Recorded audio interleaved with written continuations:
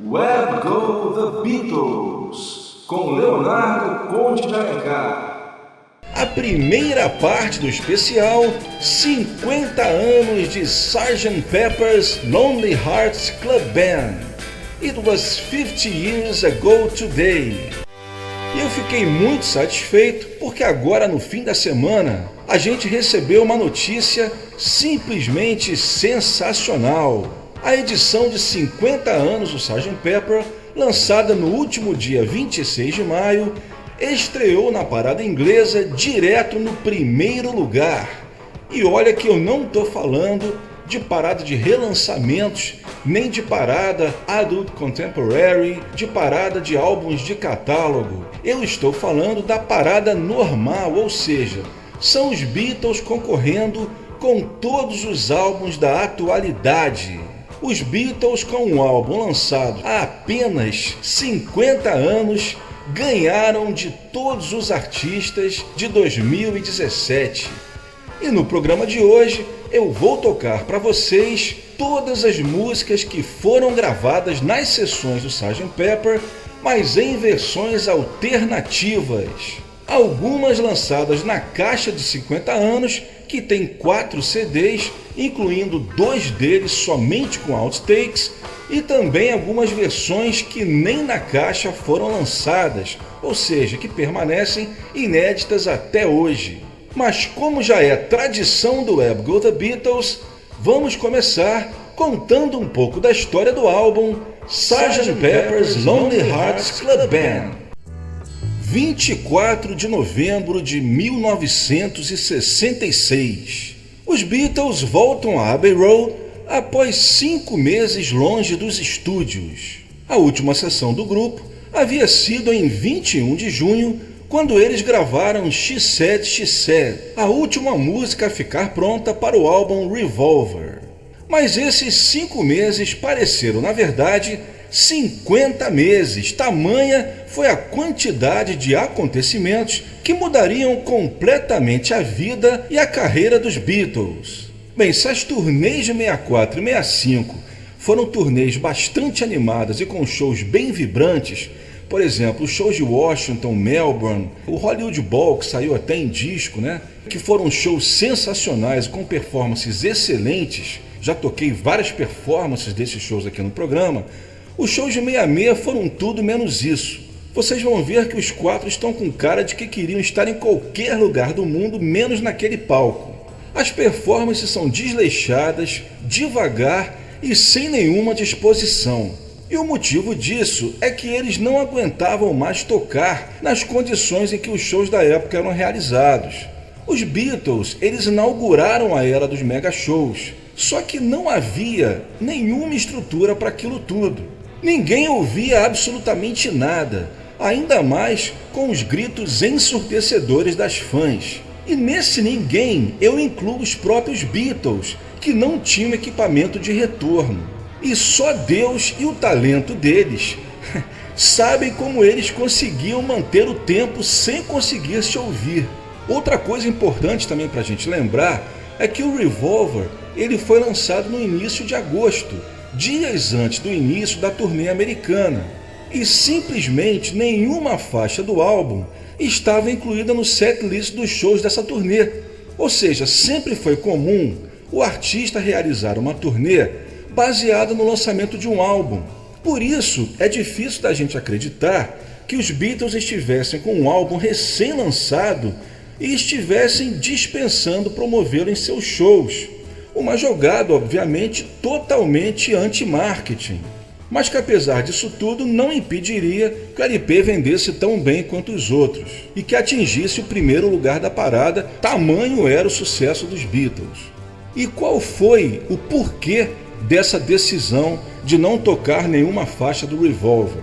Bem, eles achavam que seria impossível conseguir reproduzir no palco o som desse disco.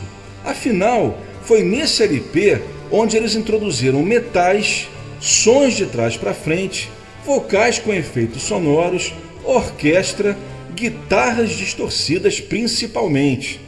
E com a estrutura que os shows tinham na época, ficava muito complicado adaptar tudo isso para o palco. Lembrando que hoje em dia o Paul tem o X Weekends, que num teclado só, num sintetizador, ele faz tudo isso e muito mais, mas naquela época não tinha nada disso, obviamente.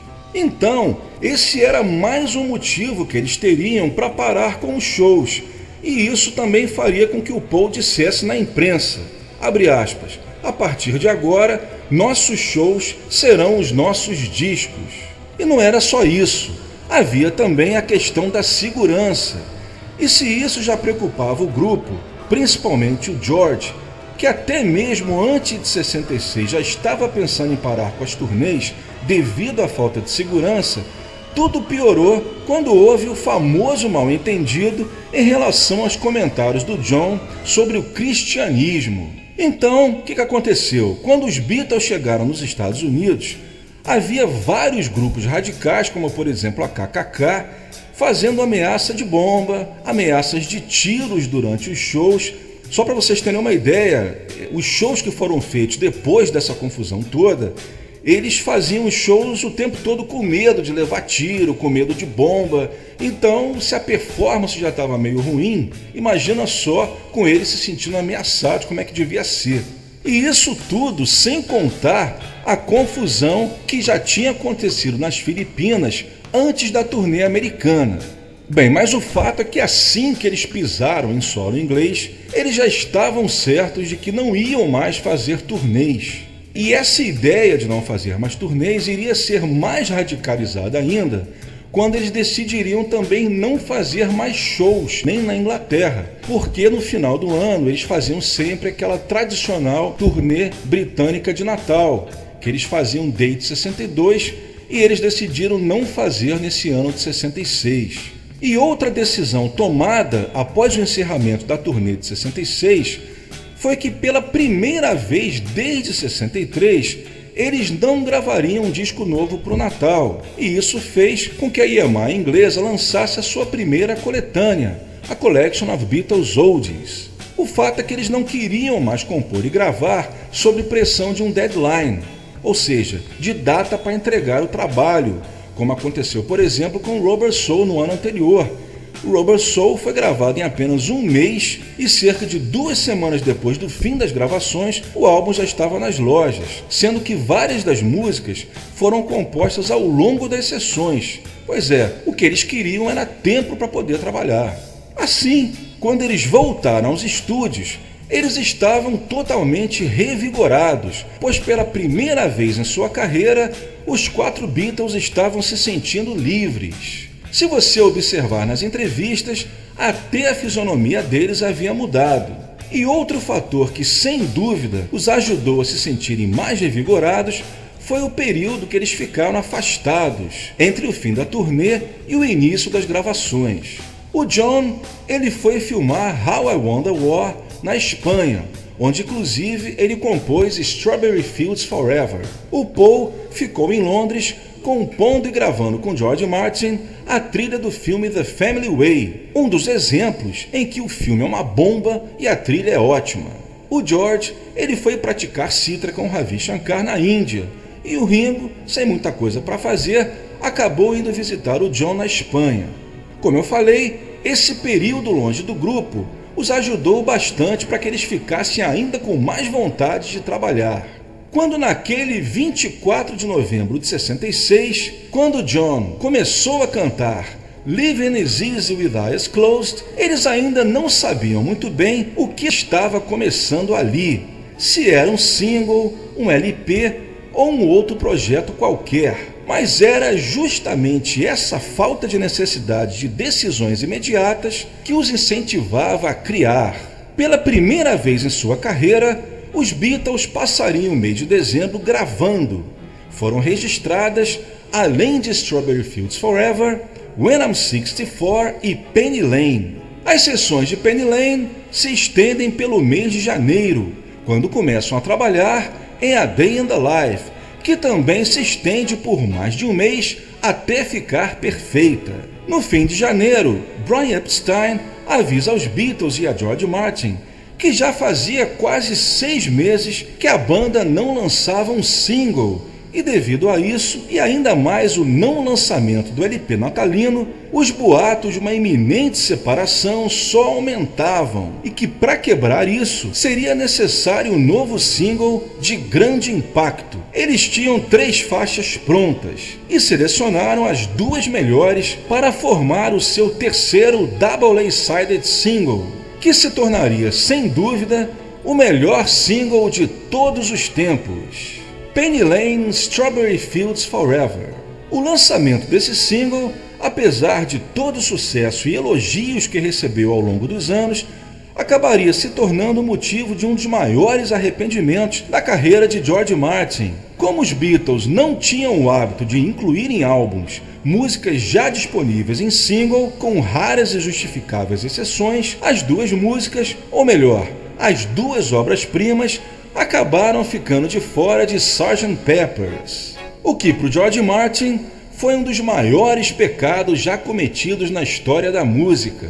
Continuando, no início de fevereiro, o Paul aparece com a canção Sgt. Pepper's Lonely Hearts Club Band, e reza a lenda que foi só nesse dia que os Beatles tiveram a ideia de se tornar a tal Sgt. Pepper's Band, e o conceito do álbum tomou forma. O disco seria como um show da banda do Sgt. Pepper, com direito à apresentação, despedida e o grande finale. O conceito de outra banda foi levado tão a sério, para vocês terem uma ideia, que a EMI chegou a ficar com medo que isso fizesse com que os consumidores acreditassem mesmo que até o Sgt. Pepper's não fosse os Beatles, e colocaram um anúncio em várias revistas e jornais com uma foto dos Beatles onde se lia, abre aspas, "Remember, Sgt. Pepper's Lonely Hearts Club Band is the Beatles." Lembre-se, Sgt. Pepper's Lonely Hearts Club Band são os Beatles. Aí a pergunta, será que alguém realmente não sabia? E apesar da lenda que se criou ao longo dos anos de que o Sgt. Pepper seria um álbum conceitual por suas músicas terem temas ligados, isso não é verdade. Ou seja, as canções elas não têm ligação nenhuma umas com as outras, como em qualquer outro álbum do grupo.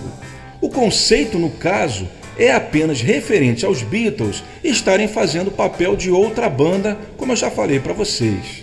As sessões do disco elas vão até o dia 3 de abril de 67, quando George Harrison pôs os toques finais na sua canção Within You Without You, embora alguns acertos e melhorias, sem contar as mixagens finais, tenham se estendido até o dia 21 de abril.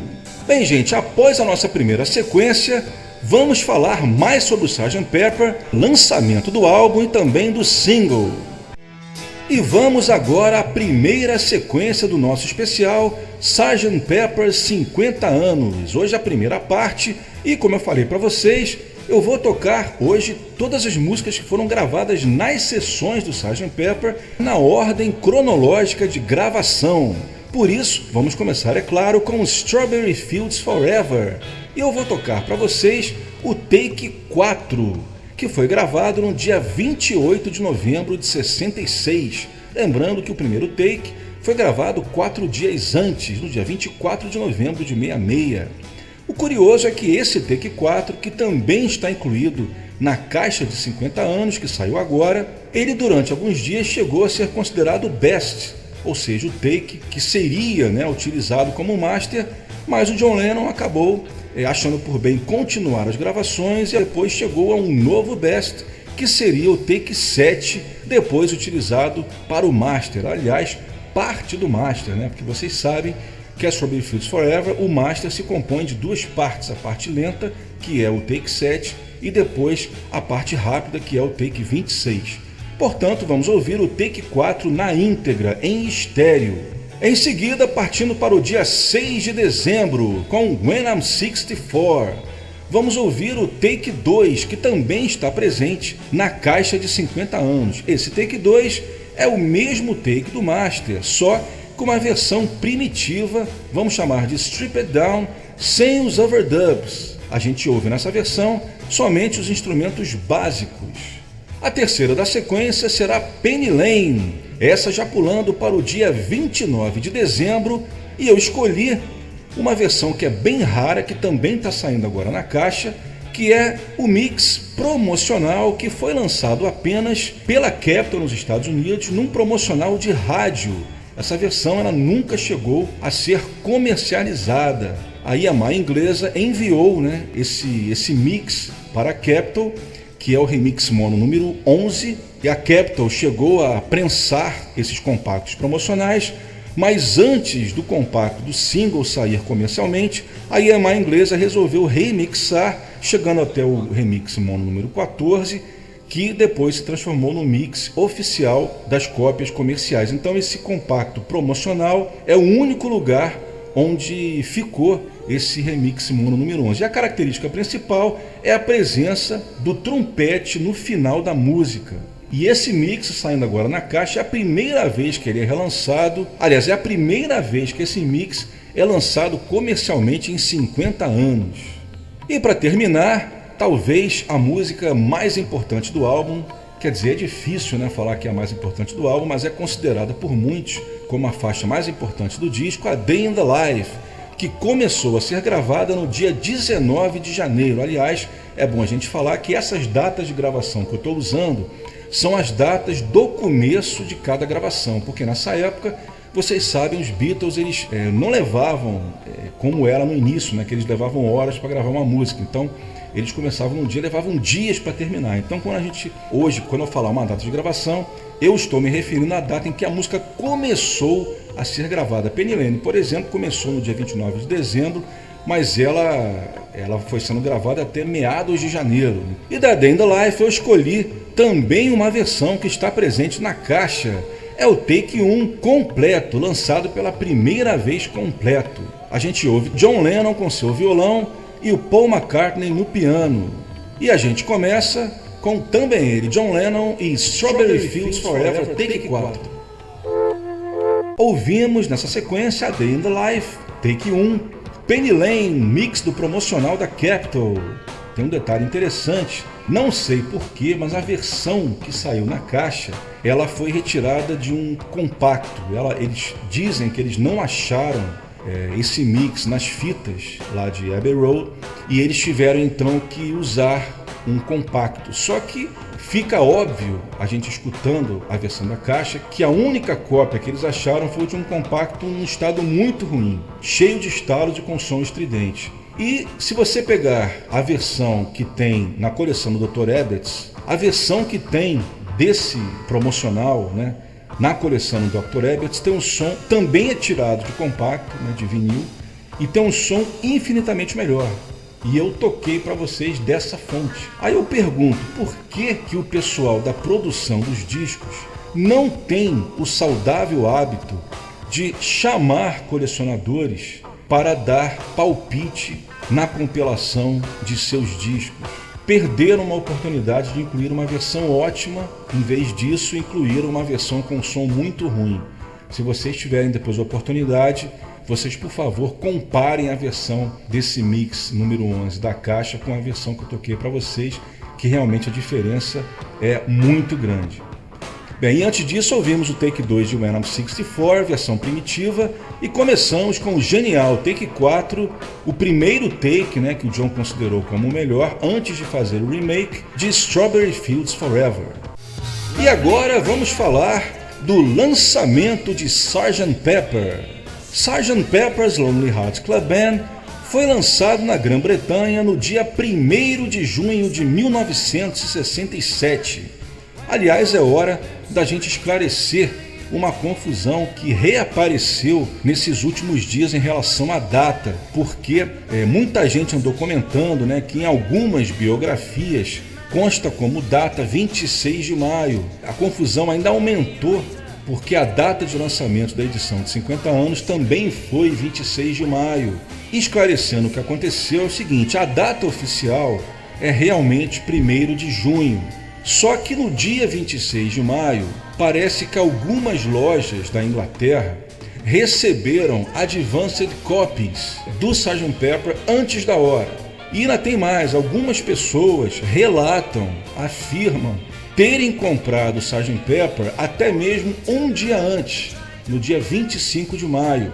Mas o fato é que realmente a data oficial de lançamento é o dia 1º de junho, que é a data que todo o país recebeu o disco. Se cair essa questão no vestibular, você pode marcar 1º de junho, que é a resposta correta.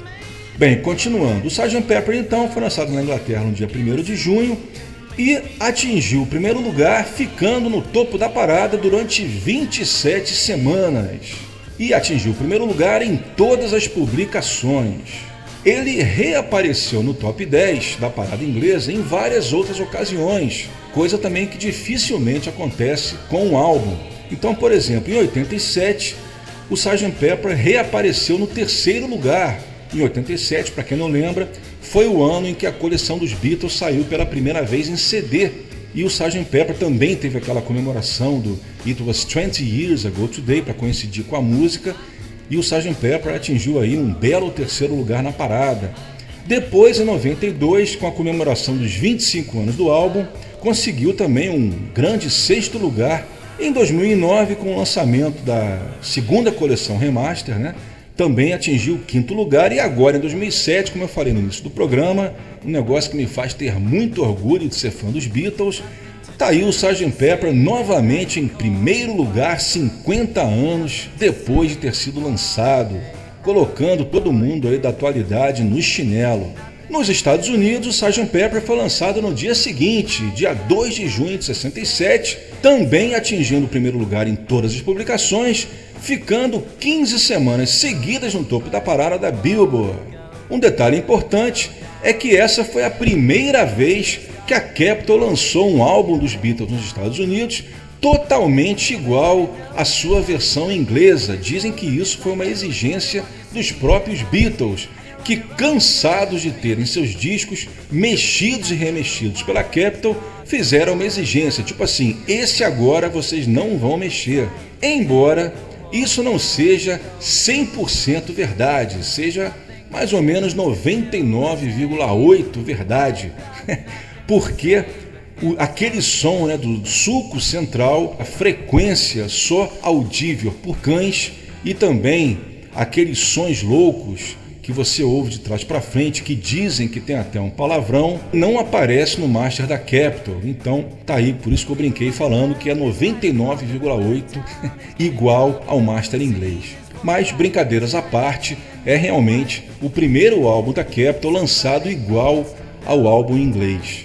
E no Brasil, bem aqui no nosso país, o Sgt. Pepper foi lançado em setembro de 67.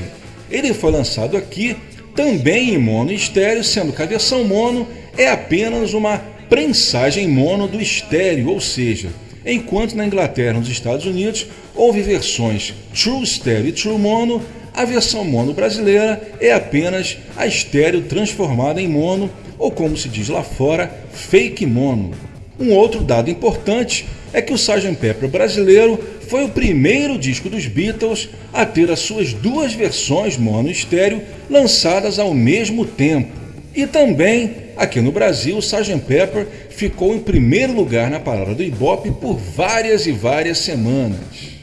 O single Strawberry Fields Forever Penny Lane, ou Penny Lane Strawberry Fields Forever, como vocês queiram, foi lançado no dia 17 de fevereiro de 67. Foi o primeiro single na Inglaterra a ser lançado com capa. Até então, os singles ingleses vinham com a capa die cut, ou seja, aquele envelope padrão da gravadora com um buraco no meio mostrando o selo. Isso é uma prova incontestável da importância que eles estavam dando para esse single. E apesar desse single ter ficado com a fama de ter sido o primeiro compacto dos Beatles a não ter atingido o primeiro lugar desde 63, isso também não é uma verdade absoluta. O que acontece é que naquela época havia várias revistas que publicavam paradas, sendo que as mais importantes eram a Record Retailer e a Melody Maker. O compacto realmente atingiu somente, entre aspas, o número 2 na Record Retailer, mas na Melody Maker ele atingiu sim o primeiro lugar, onde ficou por 3 semanas seguidas. Nos Estados Unidos, essa dúvida já não aconteceu, porque Penny Lane atingiu o primeiro lugar em todas as publicações. Nos Estados Unidos também houve uma diferença. Na Inglaterra, o single foi listado como um double A-sided, ou seja, um duplo lado A. Nos Estados Unidos, Penny Lane e Strawberry Fields foram separadas, com Penny Lane ficando em primeiro lugar e na Billboard, Strawberry Fields Forever atingindo o top 10, ficando em 8º lugar. Assim como Sgt. Pepper, o single nos Estados Unidos também foi lançado de forma idêntica, com os mesmos mixes e a mesma capa. No Brasil, infelizmente, o single não saiu com a famosa capa. Ele saiu aqui com a capa padrão da Odeon na época, aquela capa verde com selo branco. E a Penny Lane saiu com aquele famoso pulo na frase In Summer.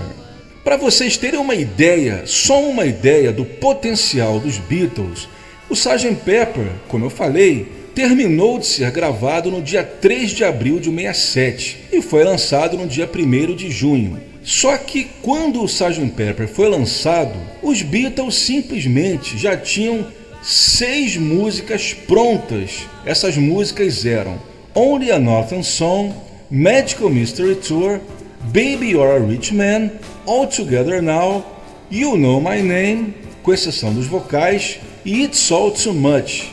E mais, ainda iriam começar a gravar All You Need Is Love no dia 14, 13 dias depois de lançado o disco, e o single seria lançado no dia 7 de julho, um mês depois do álbum. Ou seja, ninguém no meio da música trabalhou tanto como os Beatles. E vamos agora para a segunda sequência do nosso especial, 50 anos de Sgt. Pepper's, aqui no Let's Go The Beatles. Vamos agora com a faixa título, gravada no dia 1º de fevereiro. Bem, eu vou tocar para vocês a versão completa, sem o crossfade com With a Little Help From My Friends. O detalhe é que uma versão parecida com essa que eu vou tocar foi incluída na caixa e também no CD duplo, só que é uma mixagem primitiva, ou seja, sem os vocais adicionais, sem os overdubs de metais e também sem a guitarra solo do George. Essa mixagem que eu vou tocar já é a música completa, com todos os overdubs, todos os instrumentos, todos os vocais. A única coisa que não aparece são os efeitos de plateia. Os sons da banda estão todos lá, a música está completa. E o detalhe é que você a ouve do início ao fim. Na hora que você pensa que vai entrar With a Little Help From My Friends, a música continua. Essa que é a grande surpresa. E essa versão, como eu já falei, não está incluída na caixa. Em seguida, Good Morning é um mix que eu acho simplesmente sensacional, que infelizmente não está incluído na caixa. Foi gravado no dia 8 de fevereiro, é o mesmo take do master, só que sem os efeitos de vozes de animais e também sem os metais do grupo Sounds Incorporated. Você ouve nessa mixagem somente os Beatles e mais ninguém, vocais e instrumentos dos Beatles. E também vai até o final, ou seja, não tem o fade out, então você ouve um grande trecho no final da música, diálogos entre John e Paul, que com certeza é a primeira vez que vocês devem estar ouvindo. A terceira da sequência, também um ótimo outtake de Fixin' a Hole, o take 3. E a curiosidade desse take é que nessa época já era bastante comum os Beatles não colocarem vocais em takes que não fossem o best. Até 65 mais ou menos, os Beatles costumavam gravar o vocal ao vivo. Eles gravavam o vocal em todos os takes. Do álbum Help em diante, eles iam gravando os takes e somente quando eles conseguiam um instrumental satisfatório, aí sim eles colocavam o vocal. Então é por isso que muita gente me pergunta, que na caixa do Sgt. Pepper não tem muitos outtakes com vocais, ou então os outtakes com vocais são iguais aos takes do master. Isso se explica por isso, porque os outtakes que não são do master, eles não têm vocais. E esse take 3 do Fixin' a Hole é realmente uma exceção, porque é um take que não foi aproveitado, em que o Paul faz um vocal que ele capricha. Não parece ser um vocal guia, é um vocal que ele realmente canta perfeitamente, tentando realmente ser bom. E uma outra curiosidade também sobre Fixin' a Hole é que foi a única música do álbum que foi gravada no Regent Studios. Os Beatles, nessa época, eles estavam querendo tanto gravar, eles estavam tão animados com o álbum, que nesse dia o Abbey Road calhou de estar ocupado. E os Beatles então foram gravar no Regent, que é no estúdio lá perto. Então essa música Fixin' a Hole foi gravada lá, nesse estúdio. A única que não foi gravada em Abbey Road.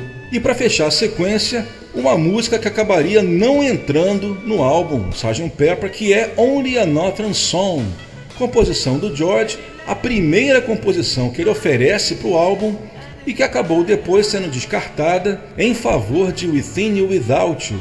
Essa música ela começou a ser gravada no dia 13 de fevereiro e a versão que eu vou tocar é uma versão totalmente gravada nesse dia, que não tem os overdubs que os Beatles gravaram no dia 20 de abril, já depois das sessões do Pepper, quando a música já tinha sido escolhida para entrar no projeto do Yellow Submarine. É uma versão que saiu no Anthology 2 em 96, e nessa versão a gente tem a ideia, mais ou menos, como seria a Only a Northern Song caso ela tivesse saído no Sgt. Pepper. É isso aí, começando então com a faixa título, numa versão completa sem o crossfade com With a Little Help from My Friends.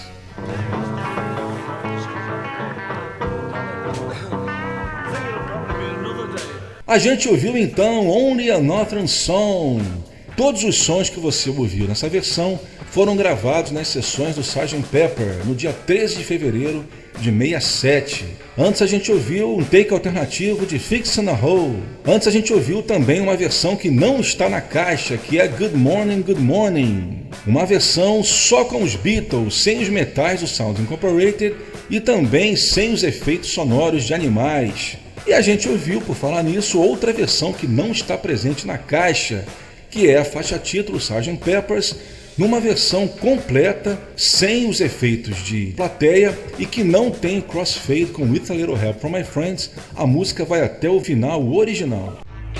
Chegando agora à terceira sequência do nosso especial, 50 anos de Sgt. Pepper's Lonely Hearts Club Band. Nesse episódio de junho, a primeira parte.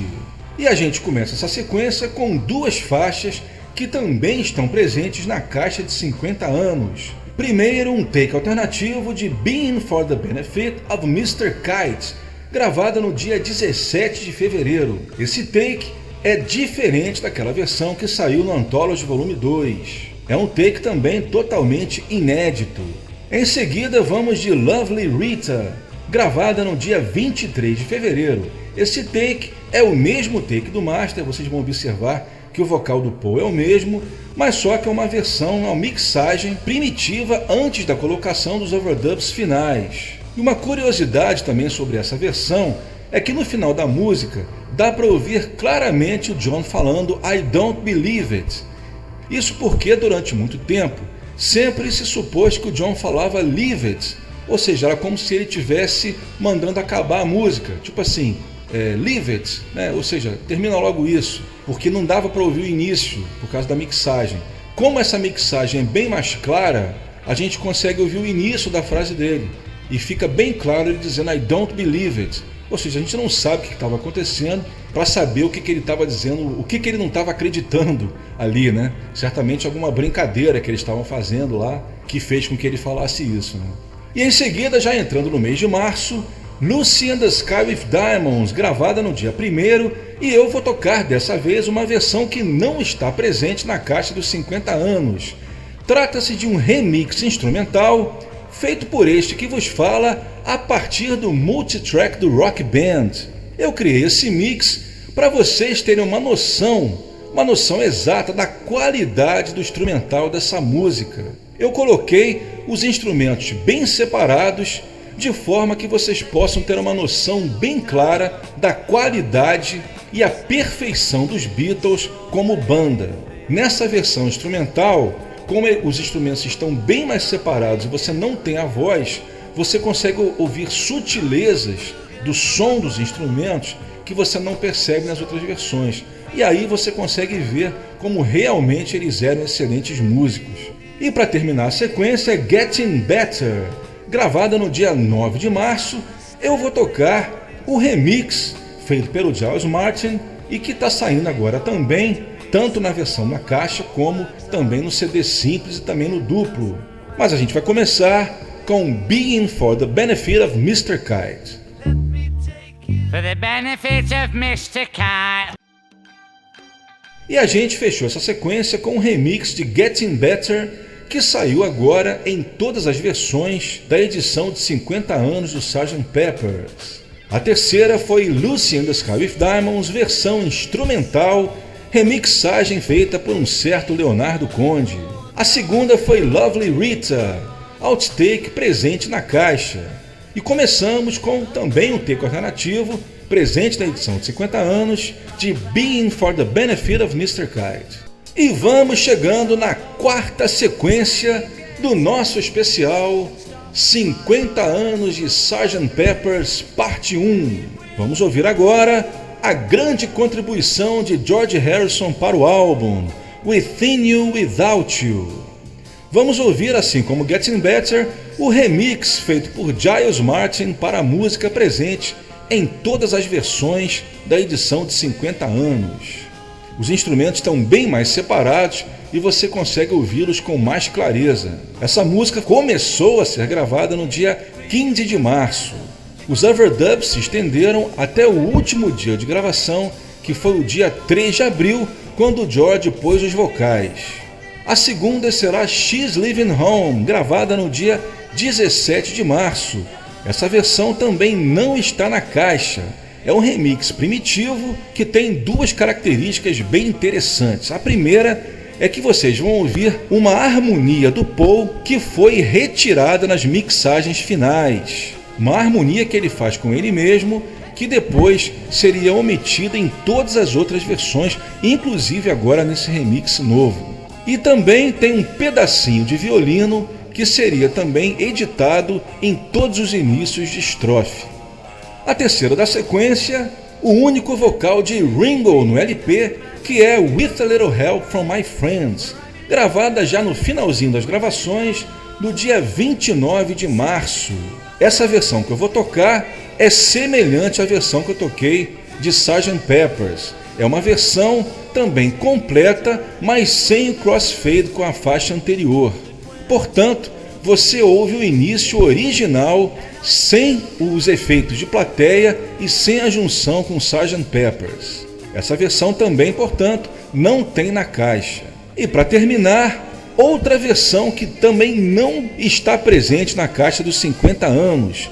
É um remix estéreo totalmente diferente da Sgt. Pepper's Reprise, gravada no dia 1º de abril. Detalhe, essa foi a única música do álbum que foi iniciada e finalizada no mesmo dia.